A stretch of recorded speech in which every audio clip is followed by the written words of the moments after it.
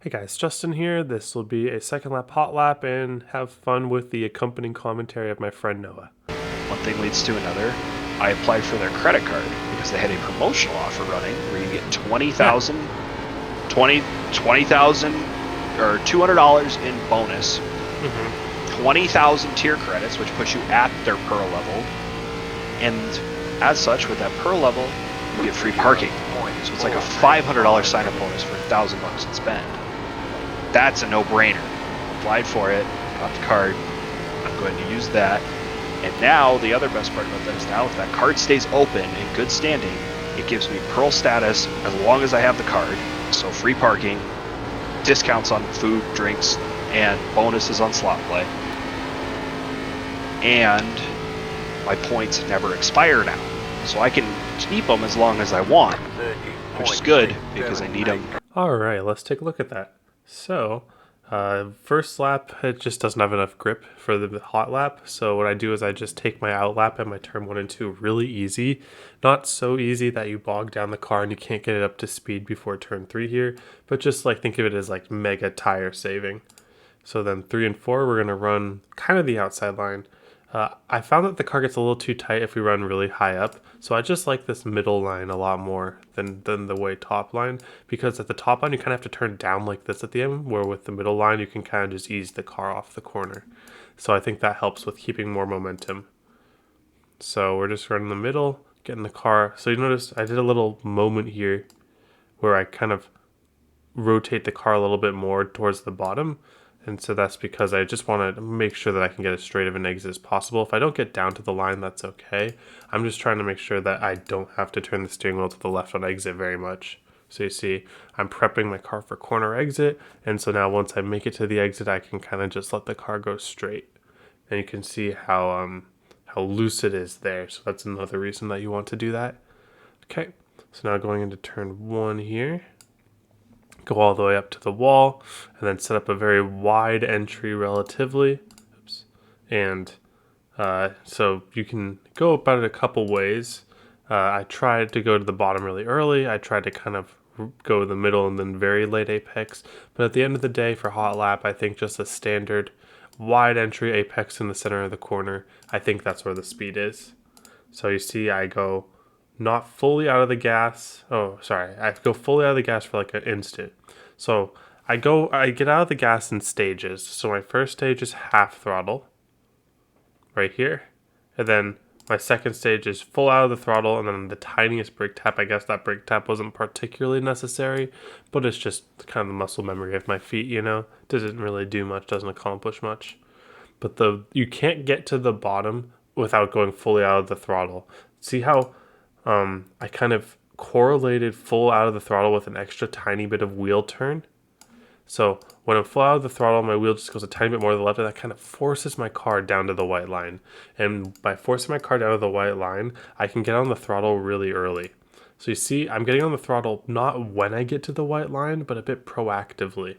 Because on hot lap, I want to aim my trajectory almost into the apron, so that when I hit the throttle, it kind of barely gets to the apron.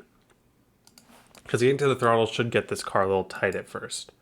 But after holding the throttle for a little bit, it'll wrap the bottom. So I'm trying to find that perfect throttle where I can hold the throttle for momentum and not have to turn the steering wheel for angle and then raise it gradually. So let's look at that one time without me pausing it or anything. Half throttle, full out, back to half. Hold it, gradually start raising as we get off the corner. And you see, I think I might have gone a little too late there. I was losing a bit of time, just a tiny bit. But it was a pretty comfortable exit, so I probably could have gone to full throttle a little earlier, but it's all marginal at the end of the day. Okay, so 3 and 4 here. Same idea in 3 and 4. We want to get to the bottom, and it's really hard to get to the bottom in 3 and 4 comparatively to 1 and 2. So as you can see here, I'm going to have to actually use a little bit of tiny bit of brake and then get back on the gas. So it's the same idea. We go to half throttle and then we go full out when we want to turn all the way down about at apex. Then we go back to partial and we just hold that partial throttle until the car starts to naturally slide up back up the track, and then we pick up the throttle and try to drive it as straight as possible off the exit of the corner. So as you can see here, my car is going to start gradually sliding up. But that's okay because my wheel is locked in the same place and my throttle is locked in the same place. So if those two things are constant, it's a very comfortable corner exit. And if you just kind of start gradually moving your wheel back to the center, and if you start gradually raising your throttle up, then those two things are very important at Charlotte because Charlotte really rewards smoothness in this car. Okay, so let's take a look at that one more time without me pausing. All right, half throttle, full out for an instant, tiny brake tap, back to partial throttle, hold it on the line, hold your wheel, gradually raise it, and then once you can see the exit, full throttle it out of the corner.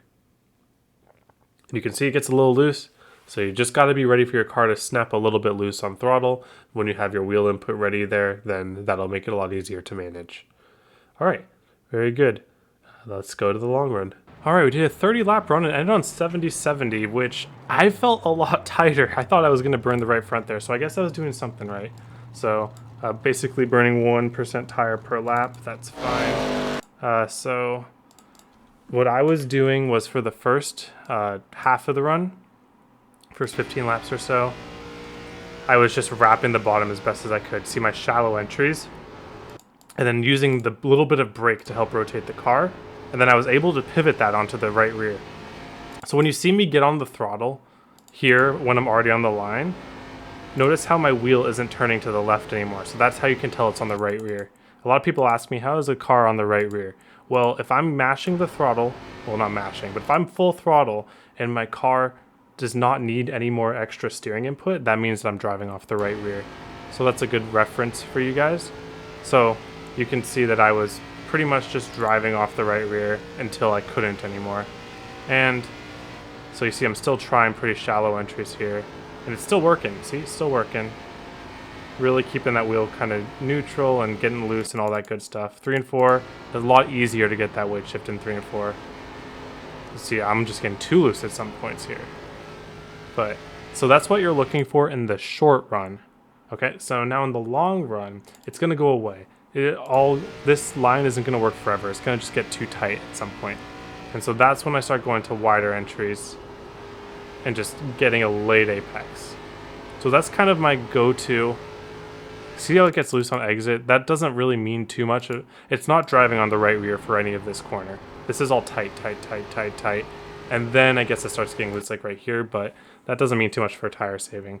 So when you can't get the car loose anymore, then that late apex becomes really good because you can kind of straighten out your corner and maximize your momentum for how much tire you're being forced to use because the car just doesn't want to get on the right rear. So as we get to like the last few laps here, in lap 25, 26, whatever this is, just really big arches. Look how long I'm dragging the brake for. I'm like dragging the brake all the way until I just know it's going to get to the white line no matter what. So you see how I don't wait for the car to get to the white line before throttling. I get to partial throttle, not when the car's at the white line, but when I know that the car will get to the white line. So once I feel that car really start getting down the hill, and I'm like, okay, even if I get on the throttle, it's not going to tighten up to the point where I'm just going to miss the bottom. That's the key. You want to be proactive with your throttle here because this is how you keep up your momentum.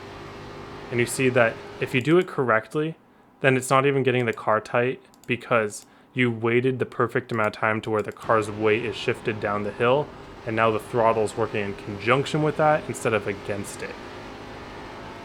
So you see we're loose all the way off the corner, whereas at the end of the run it can be very easy to get tight off a corner. Okay, 3 and 4, same idea. Super big arc.